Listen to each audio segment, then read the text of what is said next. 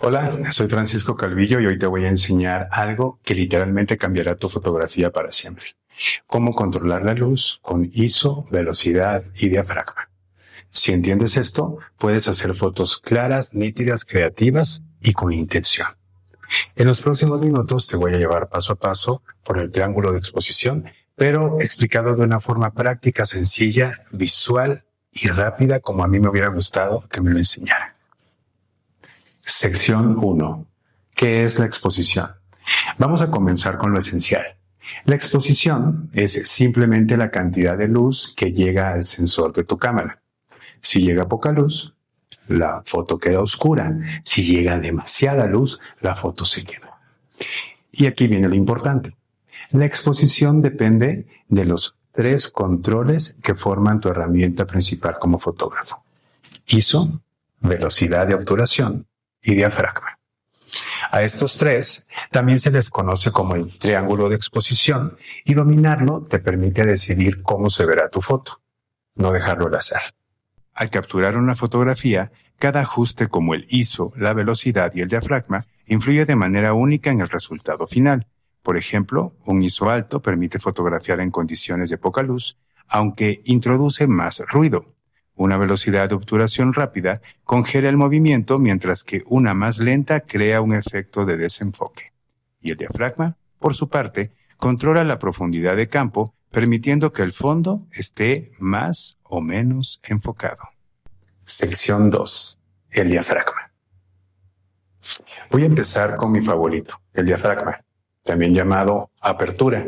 El diafragma es la puerta dentro del lente que, dependiendo de qué tan abierto esté, entra más o menos luz. Punto clave. Números: F, pequeño como 1.5, por ejemplo, F diagonal 1.8, por ejemplo, o F diagonal 2.8, que son números pequeños de diafragma, entra muchísima luz. El fondo se desenfoca más y es perfecto para retratos. Los números grandes, como F diagonal 16 o F diagonal 22 hacia arriba, entra poca luz, todo se ve nítido, no hay fuera de foco o desenfoque de fondo y de sujeto. Y es ideal para paisajes, por ejemplo. Yo lo veo así. El diafragma te permite controlar qué tan cinematográfica será tu imagen. Si quiero aislar un sujeto del fondo, usaré un diafragma 1.8 bajo. Y si quiero que todo esté enfocado, usaré un F diafragma 16. Es decir, al número más bajo se desenfoca más el fondo y al número más alto se enfoca toda la imagen. También es muy útil para fotografiar pinturas, por ejemplo. En este caso todo se ve enfocado y no se diferencia el objeto del fondo, no se separa el objeto del fondo. Apertura grande, en resumen, profundidad de campo pequeña. Apertura pequeña, profundidad de campo grande. Cuando utilizo un diafragma muy abierto, es decir, con un número F bajo, logro un fondo desenfocado, lo que permite resaltar al sujeto principal. Por ejemplo, en un retrato, esto crea un efecto muy profesional y estético. En cambio, al cerrar mucho el diafragma, con un número F alto, obtengo una mayor profundidad de campo, de modo que tanto el primer plano como el fondo se ven nítidos. Sección 3. Velocidad de obturación. Ahora hablemos de la velocidad de obturación, que literalmente controla cuánto tiempo tu cámara deja pasar luz. La velocidad rápida, como de 1/500 o velocidades como 1/1000 o más, congelan el movimiento y es ideal para deportes, acción o animales en movimiento. Necesitas que la velocidad esté rápida para poder captar el movimiento rápido. Si la velocidad es lenta, como 1/30 o más abajo, crea movimiento estelas y efecto de seda y se puede utilizar para una parte creativa de la fotografía y deja entrar más luz. Algo que siempre digo es que la velocidad te da superpoderes. Puedes decidir si el tiempo se detiene o si se muestra. Cuando trabajo con velocidades de obturación bajas, es fundamental utilizar un trípode. Por ejemplo, al fotografiar una pintura o una obra de arte en condiciones de poca luz, necesito que la imagen sea nítida y libre de movimiento. Sección 4. El ISO es la sensibilidad del sensor. Si la luz es poca, puedes subirlo. Puedes subirlo para que se vea mucho más luz en toda la fotografía y más detalle, pero tiene un costo. Crea un ruido digital. Puede verse un poco granulado. Por ejemplo, en valores bajos de ISO, de 100 a 400, hay más calidad, menos ruido, menos granulado. Si los valores son de 800 a 3200 o más, se puede utilizar cuando hay poca luz, pero agrega un gran granulado. En mi regla personal, siempre que puedas, manténlo bajo y solo súbelo cuando realmente lo necesitas. Sección 5. ¿Cómo se compensan entre sí? Y aquí viene el secreto del triángulo. Todo está conectado. Si cambias uno de los tres, los otros dos deben compensar. Ejemplo práctico. Por ejemplo, quiero congelar el movimiento porque es algún deporte, necesito velocidad rápida para un atleta que está en movimiento. Eso necesito una velocidad rápida, pero eso quiere decir que deja entrar poca luz. Necesito abrir el diafragma para que entre más luz a niveles bajos, por ejemplo, 1.2, un 2, un 5, o subir el ISO, que sin perder la calidad sería a un número 400. Lo puedes subir más, pero habría más granulado. Otro ejemplo, quiero mucho desenfoque de fondo o bokeh. Entonces abro el diafragma, números bajos, entra mucha luz, entonces hay que bajar el ISO o usar más velocidad para compensar. Si abro el diafragma a números muy bajos, entra muchísima luz. Si entra mucha luz, necesito compensarlo bajando el ISO o aumentando la velocidad de obturación para que no se queme. Lo importante es entender que siempre estás negociando. No hay ajustes correctos, hay ajustes correctos para tu intención. Número 6. Hay dos maneras de exponer. La exposición correcta, donde todo se ve equilibrado, y la exposición creativa, donde puedes utilizar esos elementos para algo diferente, utilizar tu pensamiento paralelo. Subexponer crea drama oscuro. Sobreexponer crea como algo etéreo. Todo depende de tu elección. Puedes usar la luz para crear una historia. Sección 7. Te dejo una pregunta para reflexionar. Si quieres congelar la acción y tener el fondo desenfocado, una acción en movimiento, ¿qué harías? Tic-tac, tic-tac, exacto.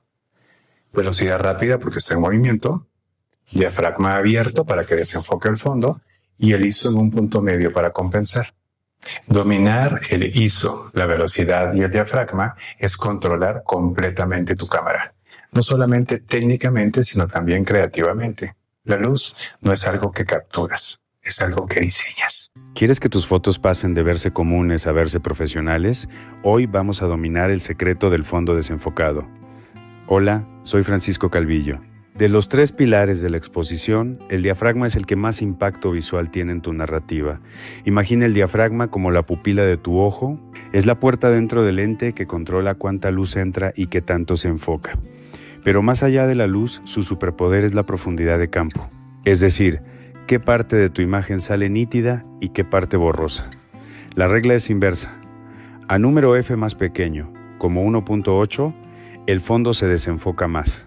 A número F más grande, como 16, todo sale nítido. Si vas a hacer un retrato y quieres que el sujeto resalte como en las películas, usa una apertura grande, un número F bajo. En cambio, para un paisaje donde quieres que cada detalle, desde la montaña hasta el frente, esté claro, cierra el diafragma a F11 o F16. El secreto del bokeh perfecto no es solo el lente, es entender que tú decides qué historia contar con el enfoque. ¿Tu tarea de hoy? Pon tu cámara en prioridad de apertura y haz una foto con el número F más bajo que permita tu lente. Verás la diferencia al instante. Soy Francisco Calvillo y estoy aquí para ayudarte a diseñar la luz, no solo capturarla. Bienvenidos a esta clase sobre la sintaxis de la imagen. Hoy exploraremos cómo los elementos visuales se organizan para comunicar mensajes poderosos. Aprenderemos sobre composición, lenguaje visual, escala y proporción, el color y la decodificación de la imagen. Comencemos. El primer pilar es la composición. No es más que la distribución consciente de los elementos dentro del encuadre para guiar la mirada del espectador. Conceptos como la regla de los tercios o las líneas de fuerza son fundamentales para generar equilibrio y dinamismo en nuestras tomas. Pasamos al lenguaje visual. Son los signos gráficos básicos, el alfabeto con el que construimos cualquier mensaje antes de que la razón intervenga. El punto fija la atención, mientras que la línea sugiere movimiento. La textura añade realismo y expresividad, enriqueciendo la superficie bidimensional. El tercer punto es la escala, la proporción y la perspectiva. Son las herramientas que simulan la tridimensionalidad en un soporte plano.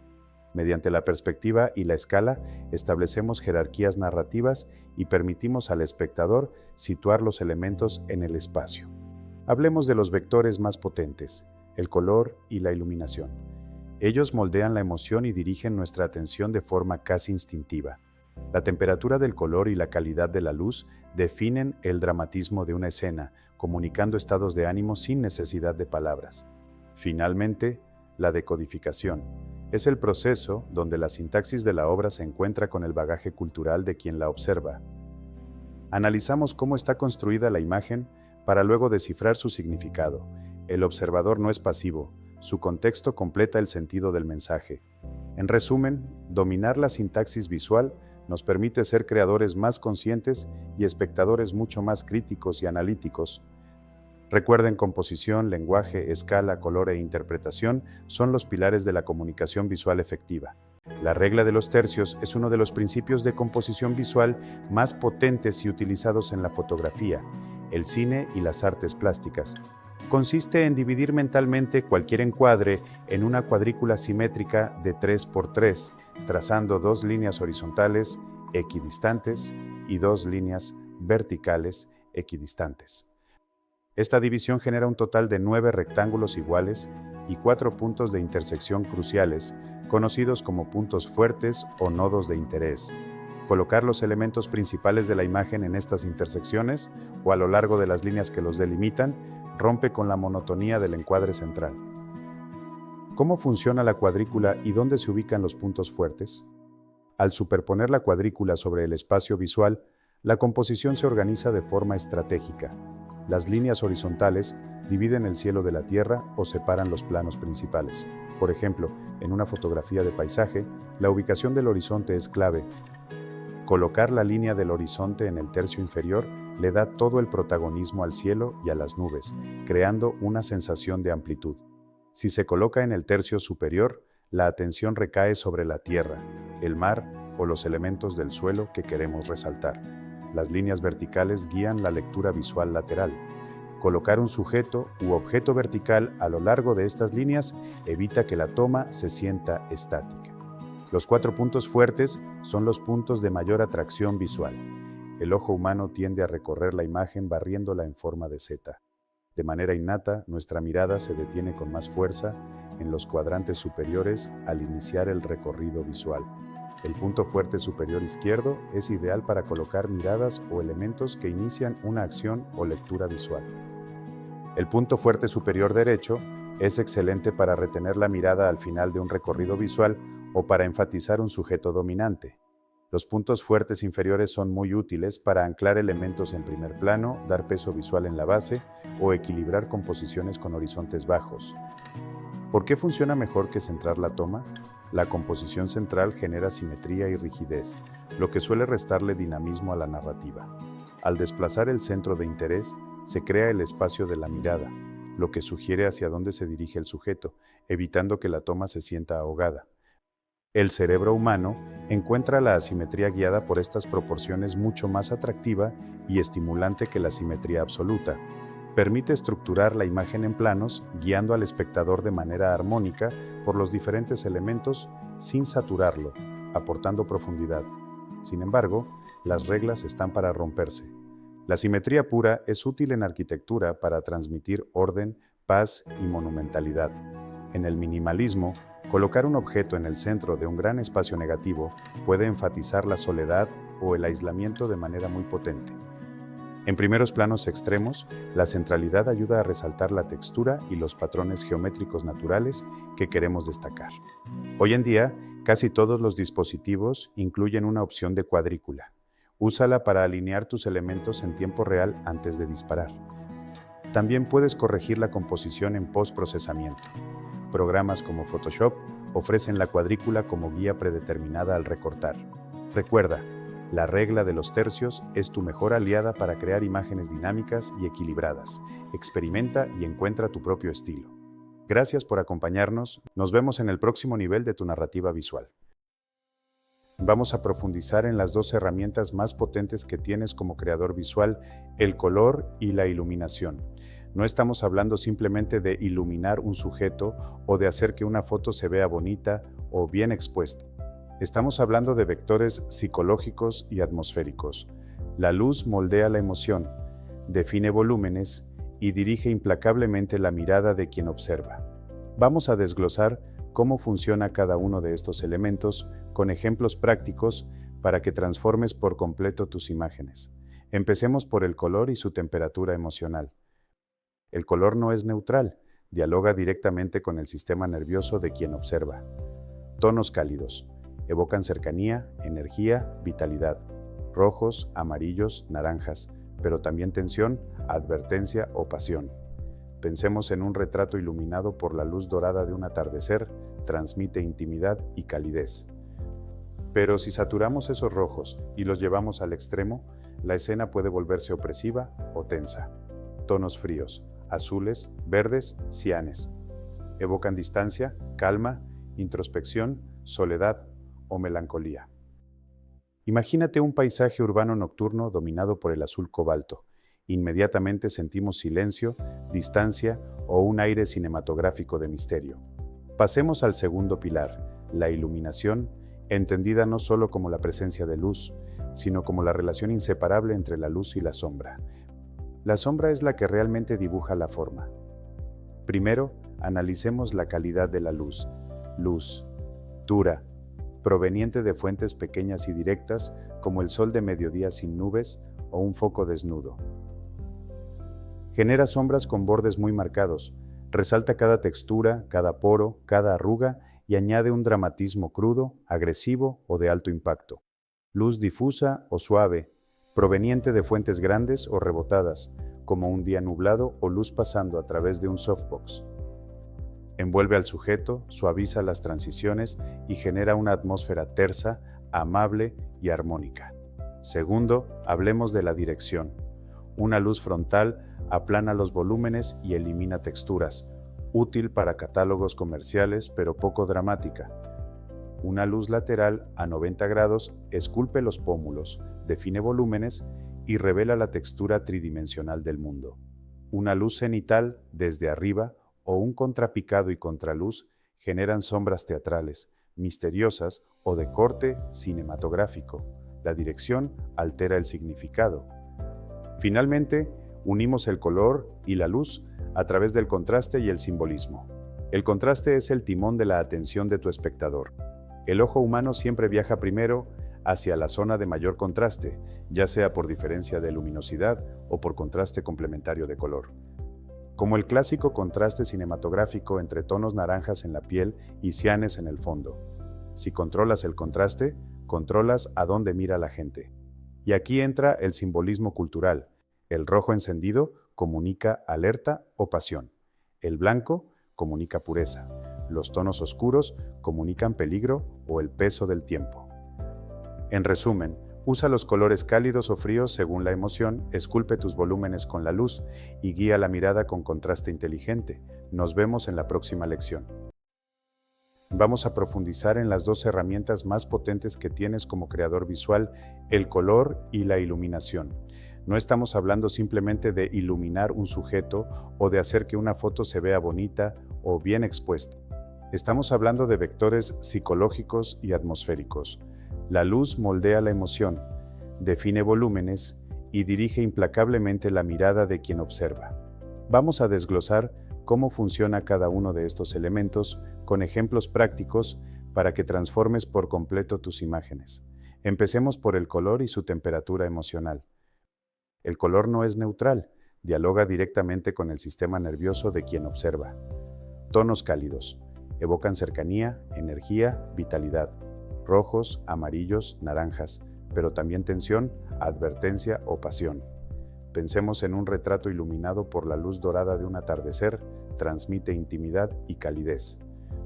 Pero si saturamos esos rojos y los llevamos al extremo, la escena puede volverse opresiva o tensa. Tonos fríos, azules, verdes, cianes. Evocan distancia, calma, introspección, soledad o melancolía. Imagínate un paisaje urbano nocturno dominado por el azul cobalto. Inmediatamente sentimos silencio, distancia o un aire cinematográfico de misterio. Pasemos al segundo pilar, la iluminación, entendida no solo como la presencia de luz, sino como la relación inseparable entre la luz y la sombra. La sombra es la que realmente dibuja la forma. Primero, analicemos la calidad de la luz. Luz, dura, proveniente de fuentes pequeñas y directas como el sol de mediodía sin nubes o un foco desnudo. Genera sombras con bordes muy marcados, resalta cada textura, cada poro, cada arruga y añade un dramatismo crudo, agresivo o de alto impacto. Luz difusa o suave, proveniente de fuentes grandes o rebotadas, como un día nublado o luz pasando a través de un softbox. Envuelve al sujeto, suaviza las transiciones y genera una atmósfera tersa, amable y armónica. Segundo, hablemos de la dirección. Una luz frontal aplana los volúmenes y elimina texturas, útil para catálogos comerciales pero poco dramática. Una luz lateral a 90 grados esculpe los pómulos, define volúmenes y revela la textura tridimensional del mundo. Una luz cenital desde arriba o un contrapicado y contraluz generan sombras teatrales, misteriosas o de corte cinematográfico. La dirección altera el significado. Finalmente, unimos el color y la luz a través del contraste y el simbolismo. El contraste es el timón de la atención de tu espectador. El ojo humano siempre viaja primero hacia la zona de mayor contraste, ya sea por diferencia de luminosidad o por contraste complementario de color. Como el clásico contraste cinematográfico entre tonos naranjas en la piel y cianes en el fondo. Si controlas el contraste, controlas a dónde mira la gente. Y aquí entra el simbolismo cultural. El rojo encendido comunica alerta o pasión. El blanco comunica pureza.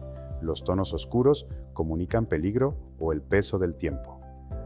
En resumen, usa los colores cálidos o fríos según la emoción, esculpe tus volúmenes con la luz y guía la mirada con contraste inteligente. Nos vemos en la próxima lección. Bienvenidos a este curso sobre la arquitectura visual del espacio y el relato. Hoy exploraremos cómo transformar superficies planas en mundos tridimensionales.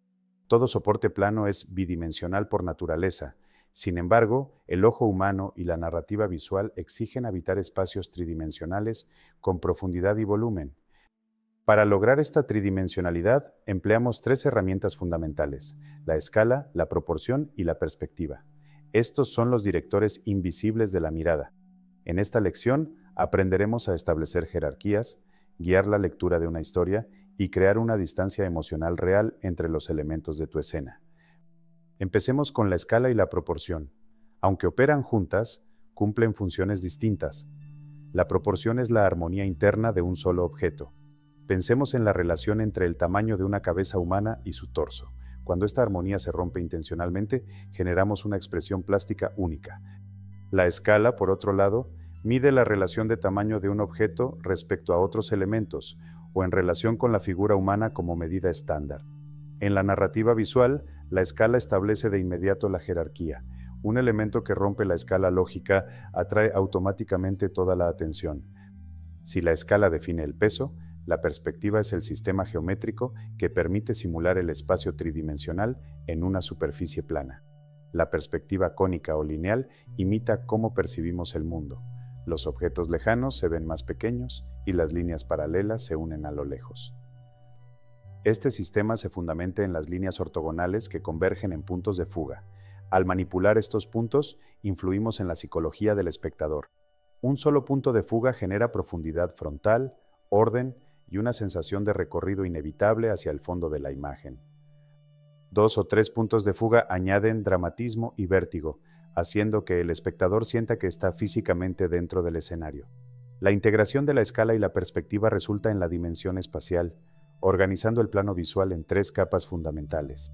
El primer plano contiene los elementos más cercanos. Suelen tener mayor detalle y texturas definidas, estableciendo el contexto sensorial.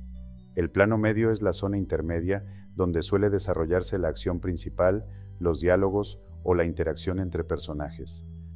Finalmente, el fondo contextualiza geográfica o atmosféricamente la escena, cerrando el espacio visual y guiando la mirada hacia el horizonte. El dominio de estos tres planos evita que las imágenes se vean planas o caóticas, guiando de la mano la mirada del público. En conclusión, la escala, la proporción y la perspectiva no son herramientas aisladas, sino el lenguaje arquitectónico de tus historias. Dominarlas te otorga el superpoder de decidir qué mira el espectador primero y cómo se desarrolla la narrativa emocional. Utiliza estas herramientas conscientemente para dotar a tus creaciones de profundidad y un sentido narrativo inolvidable. En el próximo video exploraremos cómo el color y la composición terminan de dar vida a este espacio arquitectónico. Gracias por acompañarnos, sigue creando y explorando nuevas perspectivas. Hoy vamos a desentrañar uno de los secretos mejor guardados de la composición visual, la estructura geométrica y las líneas de fuerza. Cuando miramos una fotografía exitosa, nuestros ojos no vagan sin rumbo, son guiados por caminos invisibles que sostienen la escena. Hoy aprenderás a dominar estas líneas maestras para dotar tus imágenes de un dinamismo vibrante o de una paz absoluta. Comenzamos. Para dominar la composición, debemos entender que el encuadre no es un contenedor pasivo, sino un espacio arquitectónico. Las líneas de fuerza son vectores visuales que atraviesan el fotograma. Son las rutas por donde viaja la mirada del espectador. Dependiendo de su orientación, generan tensiones, ritmos y pesos visuales específicos. Cada dirección despierta una emoción distinta.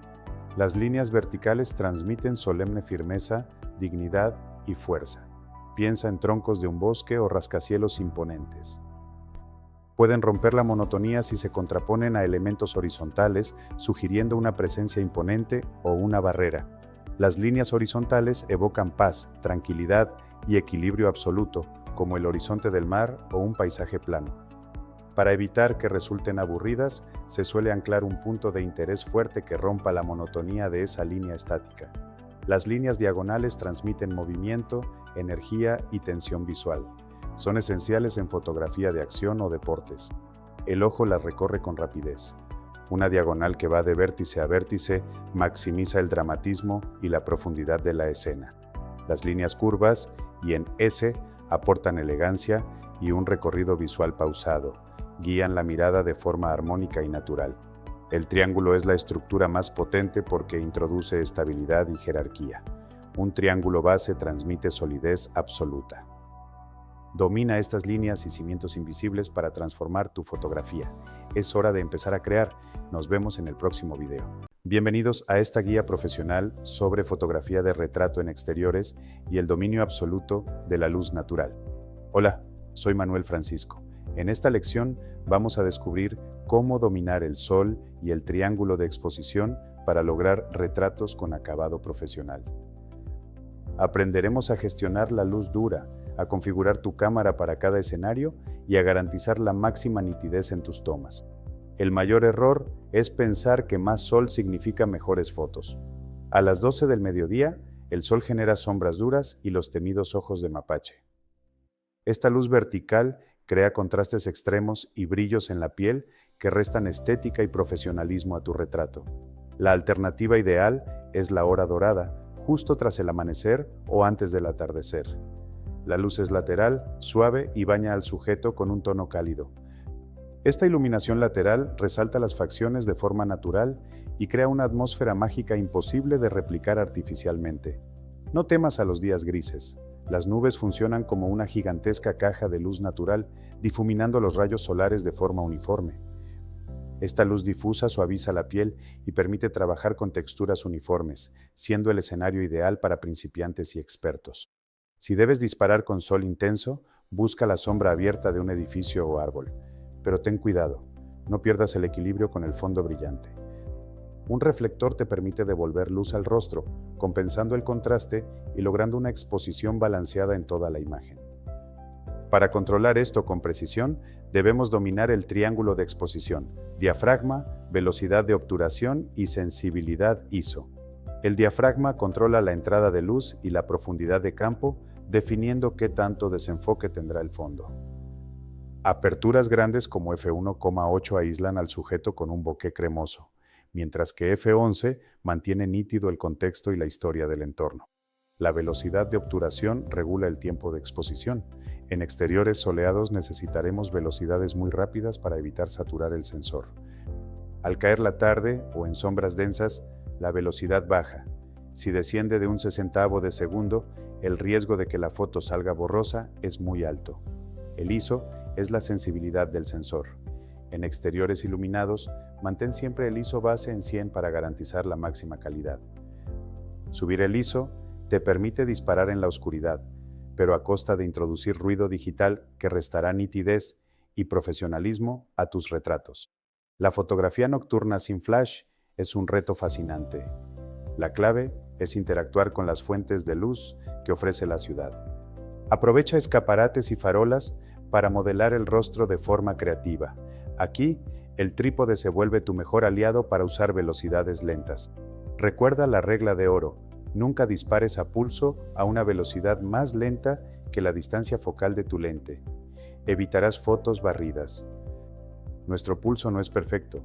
El corazón y la respiración generan microvibraciones. El estabilizador actúa como ese soporte invisible que las neutraliza. En resumen, busca luz suave, domina tu diafragma, asegura la estabilidad y mantén siempre el ISO en niveles bajos.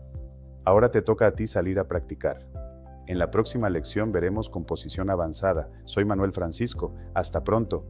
Prepárate para llevar tus encuadres al siguiente nivel. Nos vemos en el próximo video. La fotografía de producto es un arte de precisión. El triángulo de exposición es el cimiento de cualquier gran toma, pero en el estudio las reglas cambian. En el estudio controlas cada variable. Aquí, el ISO se mantiene siempre en 100 para garantizar la máxima nitidez y cero ruido en el producto. La velocidad de obturación no afecta la exposición del flash, sino que congela el movimiento y evita que la luz ambiente contamine la escena. El diafragma es tu herramienta principal. Controla la luz del flash y define la profundidad de campo necesaria para que el producto destaque. Al salir a exteriores, volvemos al uso tradicional. Mantén el ISO bajo para cuidar la calidad, ajustando la velocidad según el movimiento. La selección de lentes es crítica. Los macro de 90 o 100 milímetros son indispensables para joyería, permitiendo acercarte sin deformar las proporciones. Los 50 milímetros ofrecen una perspectiva natural para calzado o botellas, mientras que los teleobjetivos cortos eliminan cualquier distorsión de perspectiva. La calidad de la luz determina la textura. Los softboxes agrandan la fuente de luz. A mayor tamaño, sombras más suaves y envolventes. Usa difusores adicionales frente a la luz cuando trabajes con vidrio o metal para eliminar brillos agresivos y suavizar transiciones. Controlar los reflejos oscuros es vital. Las mamparas negras absorben la luz, creando líneas de contorno definidas en bordes reflectantes.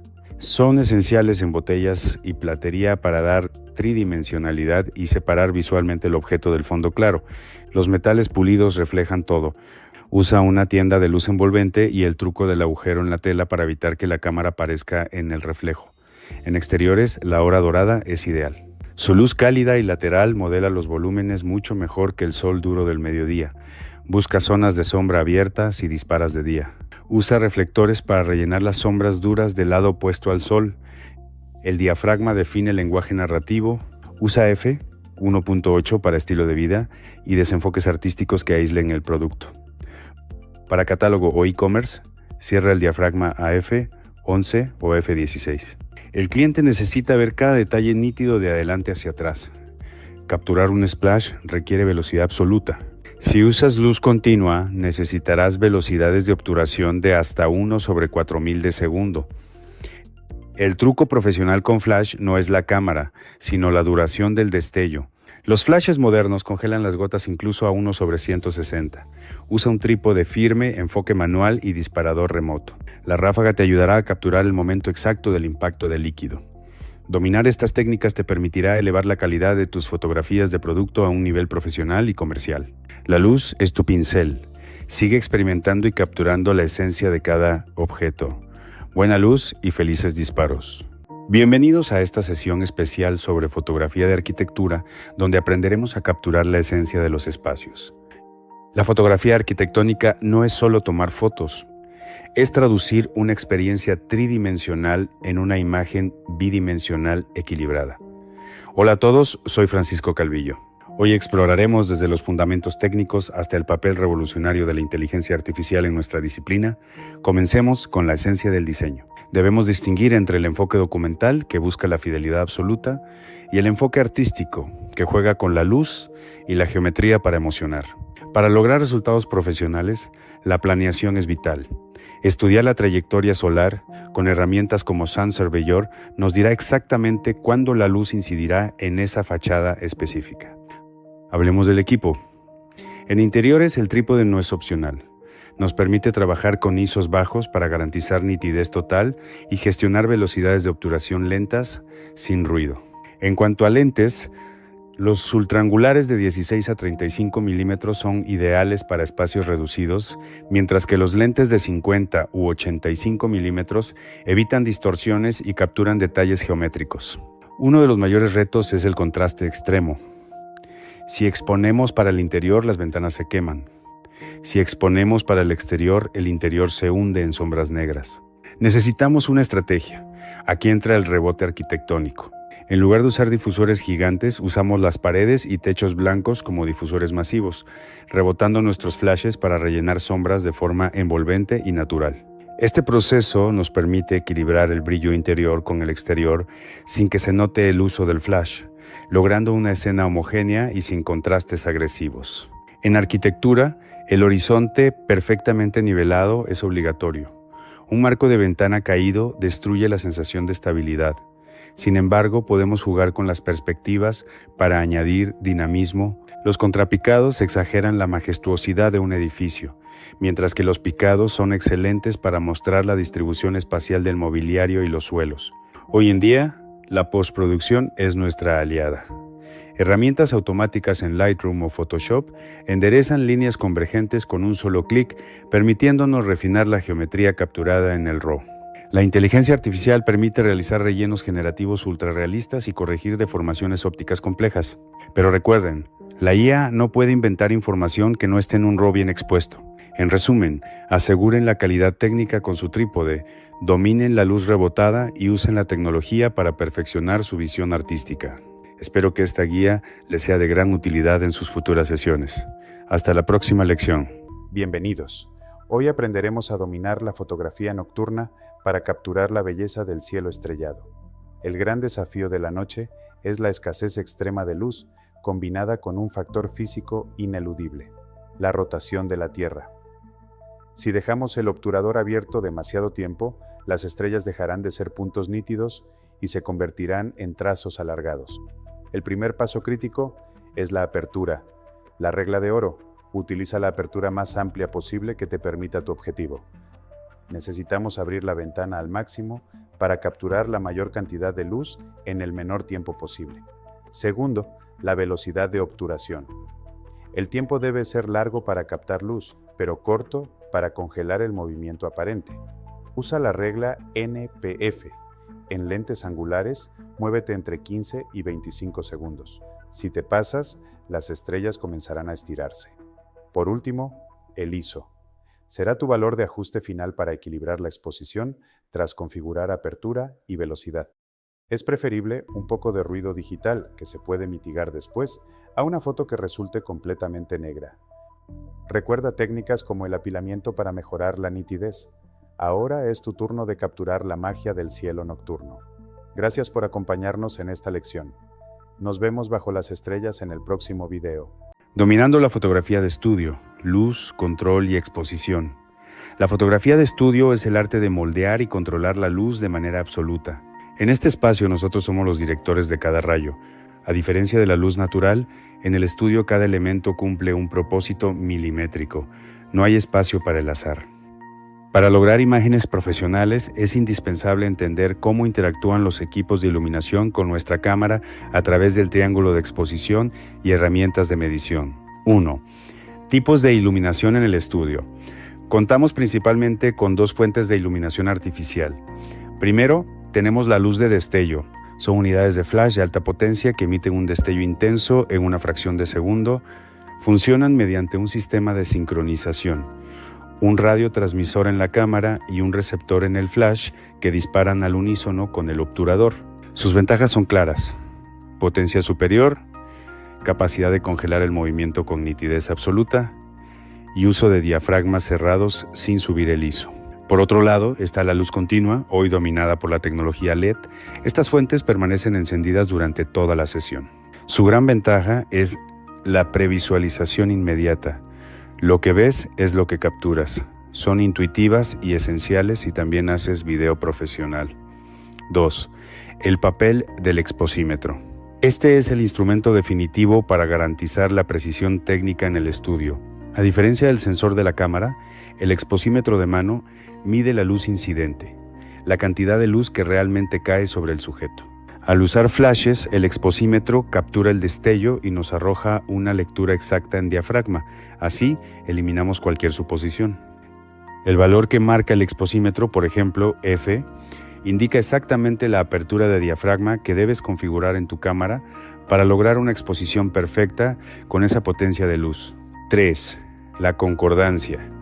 Veamos cómo se divide el control entre la cámara y el estudio para lograr la armonía total. Con flash, la velocidad no afecta la exposición, ya que el destello es más rápido.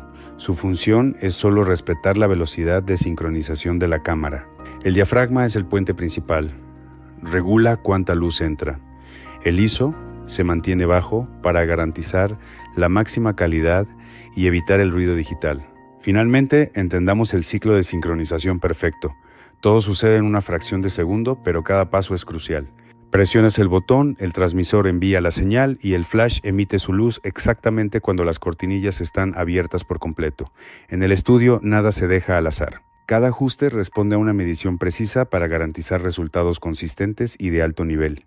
Domina la luz, usa las herramientas adecuadas y eleva tu fotografía. El control absoluto está en tus manos. A disparar. Nos vemos en la próxima sesión.